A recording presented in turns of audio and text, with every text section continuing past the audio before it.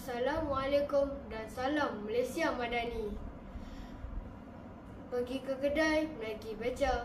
Beca dinaik bersama tamu. Rajin-rajin adik membaca.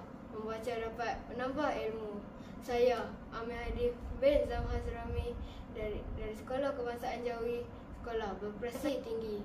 Pada hari ini, saya ingin berkongsi tentang buku yang saya telah baca, iaitu buku Teroka Sains 1. Penulis buku ini ialah Dr. Wan Fahmi dan Dr. Nur Anis. Buku ini mengandungi 150 halaman serta ditulis dalam bahasa Melayu. Buku Teroka Sains ini membolehkan saya menerokai keajaiban alam ciptaan Tuhan yang mengandungi pelbagai fakta menarik.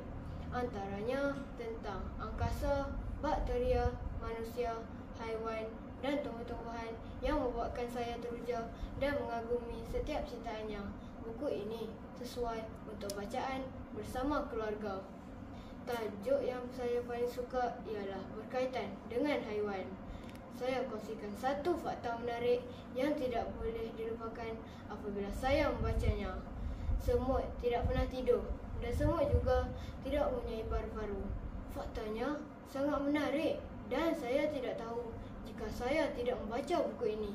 Semua fakta dalam buku ini menarik dan santai serta mudah dibaca oleh pelbagai lapisan umur.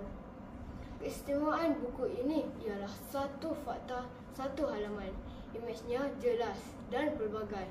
Kesimpulannya, buku Teroka Sains ini sangat bagus untuk memupuk minat pembaca meminati bidang sains. Banyak gambar maupun fakta pelik yang tidak pernah diketahui. Sekian, terima kasih. Salam Sejawi 2025.